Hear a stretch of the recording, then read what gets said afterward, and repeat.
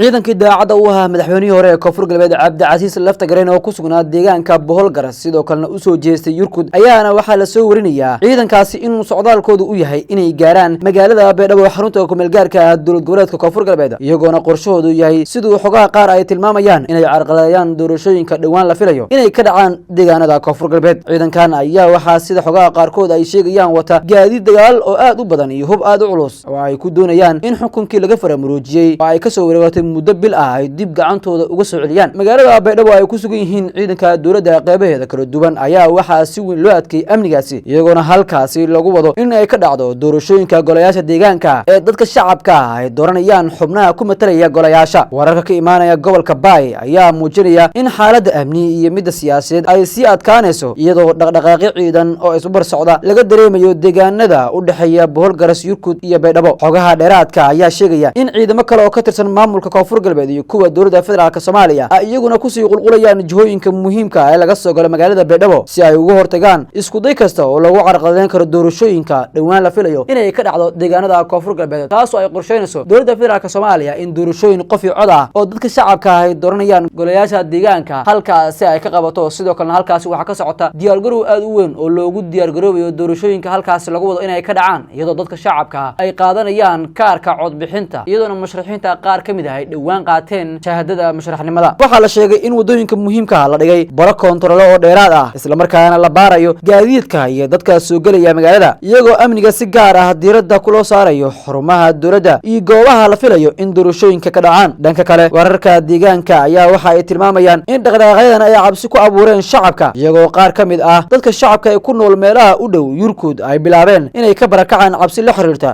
suurtagalnimada isku hormaarido iyadoona odayaasha dhaqanka ay deegaanada ka soo jeeda ay haatan ay wadaan waan ay ku dajinayaan xaaladaha haatan ay ka soo kordhaya ama muddooyinkii u dambeeyay ka tagnaa deegaanada Koonfur Galbeed taasoo ay ka dhalatay Cabdicasiis Laftagareen xilka laga tuuray kadib markii saacad gudaheeda ay isku doortay halkaasi sidoo kale ilo xogaal ayaa sheegaya in ciidamadan ay hogaaminayaan saraakiil ay kamid yihiin taliya shub iyadoo la tilmaamayo in uu door muuqda ku leeyahay abaabulka iyo jihinta ciidanka ku soo wajahan magaalada Baydhabo arinta kale ee la xiriirta xiisada sii kordhaysa ayaa qoraal uu ku qoray bartiisa Facebook afayeenka Cabdicasiis Laftagareen ugaas Xasan Cabdi Maxamed ayuu waxa uu qoraal uu ku qoray bartiisa Facebook kaasoo hadalhayn xoogan ka dhaliyay qoraalka ayaa waxa uu dhignaa rag tashaday dhul waa toli kara taaka labadii taas oo si weyn loo fasiray fariin siyaasadeed oo xambaarsan abaabul iyo dhiirgelin ku wajahan taageerayaashiisa isagoona hadalkaasi ama qoraalkaasi uu muujinayo in xiisada ka taagan deegaanada Koonfur Galbeed ay tahay heerkii ugu sareysay ciidanka daacad u ah Cabdicasiis Laftagareen kuwaas oo la filayo inay soo gaaraan ama ay tagaan Baydhabo si ay u carqaladeeyaan doorashooyinka halkaasi ka dhacaya dhanka kale ilo xogaala ayaa sheegaya